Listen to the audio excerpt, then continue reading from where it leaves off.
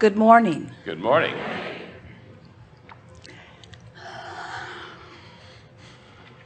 It is good to come together for the purpose of co-creating, yes?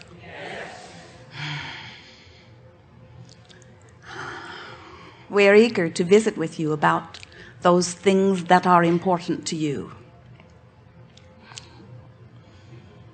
Are you discovering this adventure to be one where you can just observe conditions and feel your connection to that which is love? Or even in this carefully refined environment, do you still find it possible to exercise your newly acquired unconditional love? In other words, are you noticing that in every environment, no matter how carefully tended to it is, you still have options about the way you approach it? And are you beginning to realize that there is no environment that has been so taken care of in advance that it does not require your attention? In other words, a constant making peace with where you are. We noticed as we observe you preparing for an adventure like this, that there can be a tendency to want to do such a good job of making your list and checking it off, do such a good job of preparing for the perfect week, that you forget that this is something that you are always doing. In other words, we want you to not worry so much right now about what you are creating in your future, and instead we want you to be enjoying where you are now, whether it is on a magnificent cruise ship or not. When you begin to understand that your work as creator is molding the clay, and molding the clay is observing, having a vibrational response to your observation, being aware of what that vibrational response feels like, your emotions, and then deciding if it's off kilter a little bit to compensate in some way by adding emphasis to appreciating something particular, so that on rough seas or calm seas you are prepared to maintain your balance, and in doing so you begin to have an adventure that does tend to be a little bit rare in your human form, because most people have not yet learned that art of riding their emotions, that art of tending to their own vibration, that art of feeling on purpose because you have the ability to focus.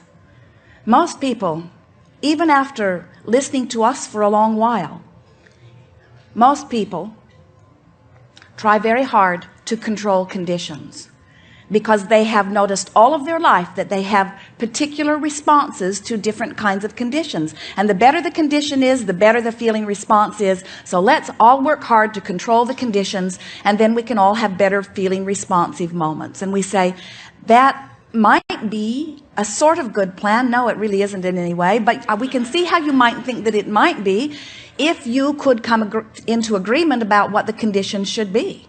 But we notice that the world that wants to feel good and believes that its only way of feeling good is by controlling conditions, you're having a very hard time convincing the world that your point of view is the right one. You're having a very hard time getting them first to agree that your point of view is the right one, and then getting them to understand how to apply your point of view, and then dealing with those who refuse to apply your point of view.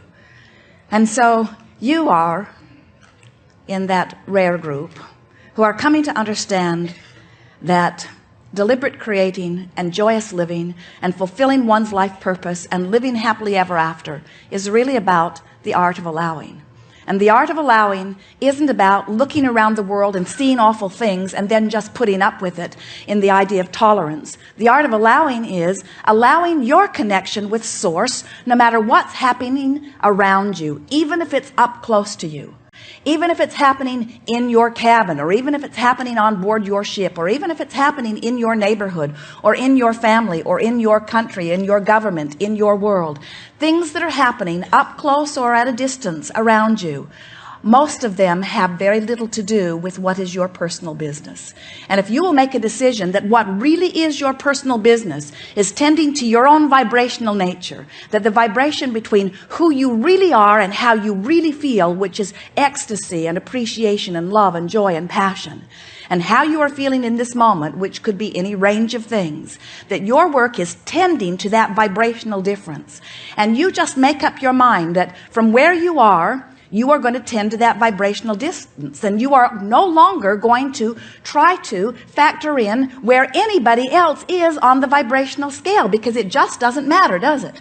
How somebody else feels, whether they feel it because they meditated, whether they feel it because they observed a condition, whether they feel it because they understand the art of allowing and they've worked themselves into it, whether they feel it because of something that they are remembering or imagining, what they are feeling has nothing to do with what you are feeling. And when you decide to factor everything out of your vibrational equation other than how you feel within your vibrational equation, and then you start giving full attention to your improvement, your noticeable releasing of resistance because of your deliberate focus upon something that feels better, and keyword, your feeling of relief as you let a little more resistance go, and a little more resistance go, and a little more resistance go. In that resistance-free zone, you discover what you have always been looking for, and that is the freedom to be. It is so freeing and so exhilarating to finally discover your ability to be joyful no matter what anybody else is doing. It is so freeing to finally discover that there is nothing that could ever happen to you that could be so devastating that it would suck the life out of you permanently. It is so delicious to understand that it is normal to feel good, and that feeling good is not something that is difficult. It is not something for a rare few. It is something that is natural to you. It is something that you were born to do. It is your legacy. It is your inheritance. It is your right, but it is something that you must tend to, because it all hinges upon your vibration in this moment. So when so many teachers for such a long time have talked about unconditional love, almost no one has understood that what unconditional love is loving anyway, no matter what the conditions are, not because I have the ability to look at a horrible condition and fake love over it, but because I have the ability to focus where I feel love. So that requires the art of selfishness, doesn't it? That requires caring so much about your connection to source that it is primary, and caring in a secondary thing about everything else.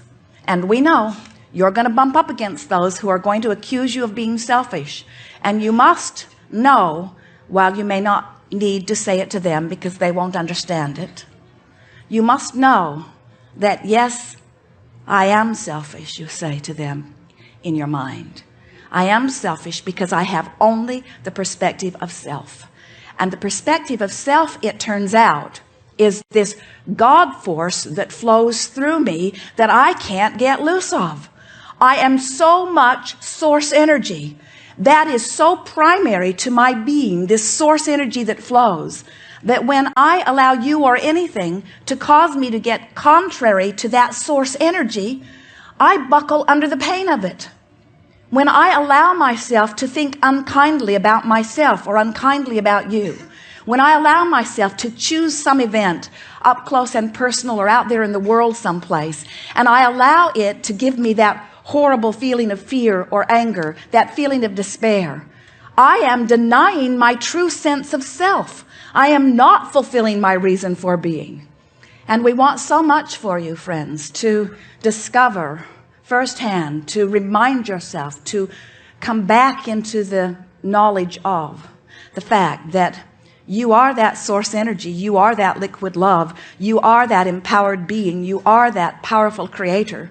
You are all that you consider to be good, and you just cannot think those contrary thoughts about self or others and maintain your connection, and that connection must be maintained. It's what you're always looking for. It's where all the good stuff is. So if somebody accuses you of being selfish, whether you have a discussion with them about it or not, and we again don't really recommend it because most of them are not ready to hear it, you must take that time to remind yourself, yes, indeed I am selfish, because the selfish nature is everything that you would want me to be. In my selfishness I am tuned in, tapped in, turned on. In my selfishness I am delightful. In my selfishness I am loving. In my selfishness I am clear-minded. In my selfishness I am the example, the epitome of health and well-being and abundance. You should wish for me to be so selfish that I maintain my connection with source energy. And in fact, I and everyone else, you want to say to them, was born with an emotional guidance system that lets me know in every moment my relationship to myself. And negative emotion is always, only, ever the same thing. I am disallowing my true relationship with myself. So when someone says to you, I need you to stop being so selfish and trying so hard to please yourself and please me, just say to them lovingly, that's your job, to please you. And I cannot stand on my head in enough different ways to please you. And even if I did, even if I tried, even if I made you my primary point of attention, there will be so many others who you will not be able to convince. And if I stand on my head to please you, I teach you something that I've come here to help you forget. I teach you conditional love.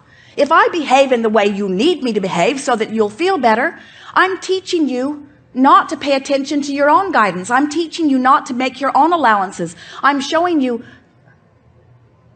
something that does not work. Nice to know.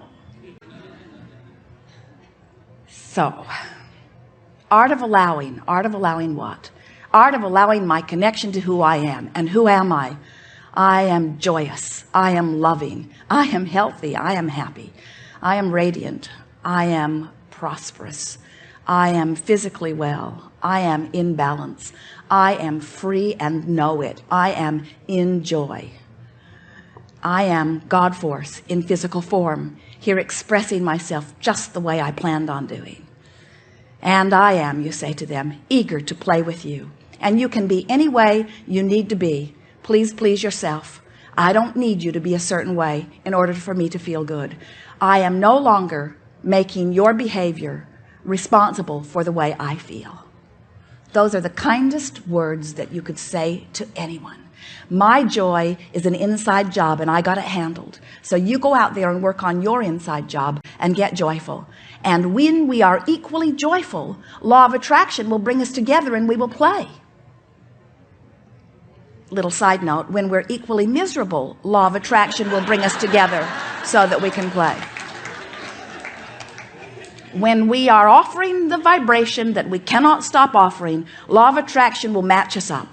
So if you want to know how you're doing, look around, because what's around you is a vibrational match to that which you are. And if you like it,